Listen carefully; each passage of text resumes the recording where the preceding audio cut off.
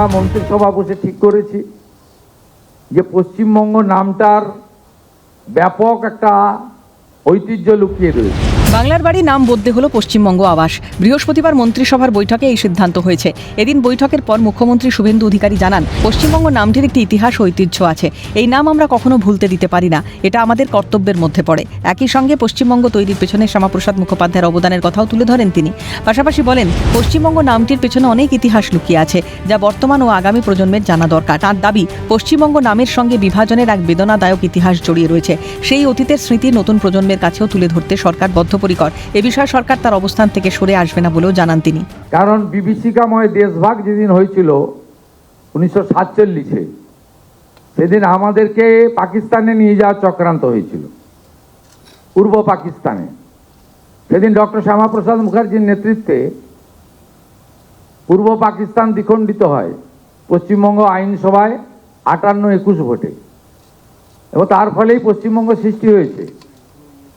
তাই আমরা যে বিচারধারায় সরকার চালাই, এবং এটা কঠিন বাস্তব যে পশ্চিমবঙ্গ নাম, আমরা পশ্চিম নামটা কোনোদিন মুছে দিতে পারি না।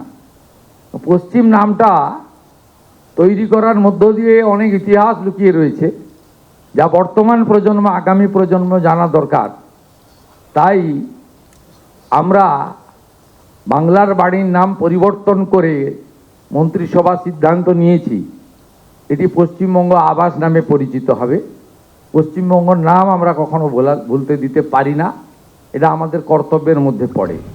এই প্রসঙ্গে পঞ্চায়েত ও গ্রামোন্নয়ন মন্ত্রী দিলীপ ঘোষের ভূয়সী প্রশংসা করেন মুখ্যমন্ত্রী। তিনি জানান, কেন্দ্রীয় গ্রামোন্নয়ন মন্ত্রীর আশ্বাস অনুযায়ী রাজ্য যত সংখ্যক নতুন আবাসের প্রস্তাব পাঠাবে, কেন্দ্র সেই অনুযায়ী বরাদ্দ দেবে। তিনি বলেন, সার্ভের দিন বাড়িয়ে 15ই আগস্ট পর্যন্ত করা হয়েছে। ভেরিফিকেশনের কাজ চলছে। উপভোক্তা নির্বাচনের ক্ষেত্রে নাম, ধর্ম বা রাজনৈতিক পরিচয় নয়, শুধুমাত্র সরকারি নির্দেশিকা মেনে যোগ্যতার ভিত্তিতেই সিদ্ধান্ত নেওয়া হবে। পুজোর পর কয়েক লক্ষ নতুন উপভোক্তার হাতে আবাস প্রকল্পের অর্থ তুলে দেওয়ার লক্ষ্যে সরকার প্রস্তুত বলেও জানান তিনি। আপনারা শুনলে খুশি হবেন, কেন্দ্রীয় পঞ্চায়েত ও গ্রামোন্নয়ন মন্ত্রী এসেছিলেন, তিনি আমাদেরকে 1 লক্ষ নতুন বাড়ির অনুমোদন দিয়ে গেছেন। 1 লক্ষ নয়, আমরা যত লক্ষ চাইব ততই পাব। আমাদের সার্ভের শেষ দিন ছিল 20 জুলাই। মাননীয় মন্ত্রী দিলীপ ঘোষ মহোদয় অনুরোধ করার পরে শিবরাজ সিং চৌহানজি এটা বাড়িয়ে 15ই আগস্ট পর্যন্ত টাইম দিয়েছেন। ভেরিফিকেশন লিস্টের কাজ চলছে। এখনো যারা আবাস যোজনায় অন্তর্ভুক্ত হননি, নাম তুলুন। আমরা দল দেখব না, সম্প্রদায় দেখব না, ধর্ম দেখব না, আমরা শুধুমাত্র গাইডলাইন দেখব এবং প্রকৃত প্রাপক কিনা দেখব, এবং বিগত দিনে আপনার নামে টাকা উঠেছে, সেই টাকা নয়ছয় হয়েছে কিনা দেখব।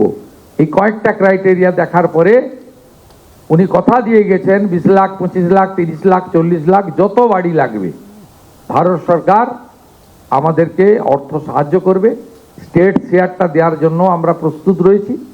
তাই পুজোর পরেই, দুর্গোৎসবের পরেই দেখবেন যে আরও কয়েক লক্ষ বাড়ির প্রথম কিস্তির টাকা আমরা আরও বড় কর্মসূচির মধ্য দিয়ে করব। উপভোক্তাদের উদ্দেশ্যে মুখ্যমন্ত্রী জানান, বর্তমান বাজার দরে বাড়ি সম্পূর্ণ করতে অতিরিক্ত কিছু অর্থের প্রয়োজন হতে পারে। সেক্ষেত্রে বিভিন্ন কেন্দ্রীয় প্রকল্প, বিকশিত ভারত, জি-রামজির সুবিধা নেওয়ার পরামর্শ দেন তিনি। বাড়ি সম্পূর্ণ হলে স্বচ্ছ ভারত মিশনের অধীনে শৌচাগার নির্মাণের জন্য 12,000 টাকা দেওয়া হবে বলে জানান।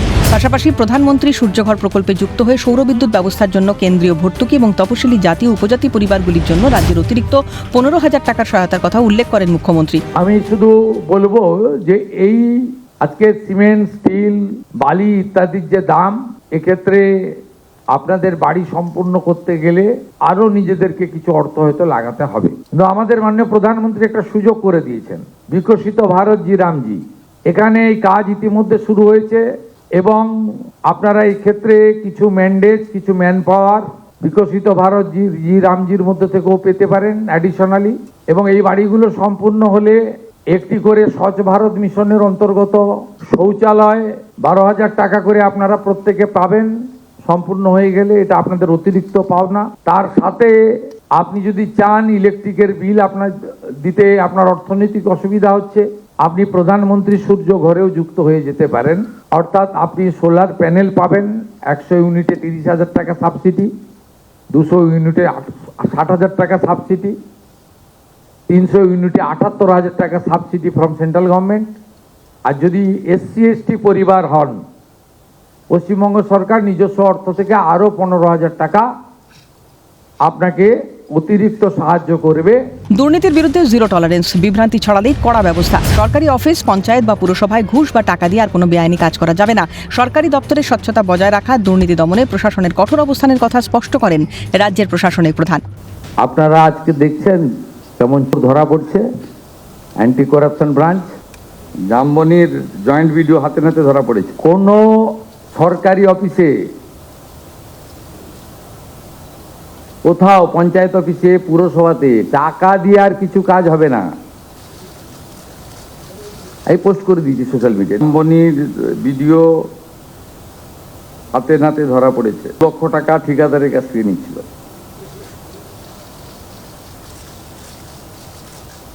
Anti corruption branch is working. আবাস প্রকল্পে অনিয়ম রুখতে সরকারের কড়া অবস্থানও স্পষ্ট করেন শুভেন্দু অধিকারী। তিনি জানান, সরকার গঠনের 3 মাসের মধ্যেই মন্ত্রী দিলীপ ঘোষের নেতৃত্বে উপভোক্তাদের তালিকা যাচাইয়ের নির্দেশ দেওয়া হয়। সেই যাচাইয়ে অযোগ্য এবং ভারতীয় নাগরিক নন এমন ব্যক্তিদের নাম তালিকা থেকে বাদ দেওয়া হয়েছে এবং যাঁদের নাম এখনো তালিকাভুক্ত হয়নি তাদের প্রকৃত যোগ্যতা যাচাই করে অন্তর্ভুক্ত করা হবে বলে জানান মুখ্যমন্ত্রী। অর্থাৎ স্বচ্ছতা বজায় রেখে গৃহহীনদের মাথার ছাদ পাইয়ে দেওয়ার লক্ষ্যে কাজ করে চলেছে বিজেপি সরকার। ক্যামেরায় সুরজিৎ প্রামাণিকের সঙ্গে সায়ন্তন ভট্টাচার্যের রিপোর্ট, ক্যালকাটা নিউজ।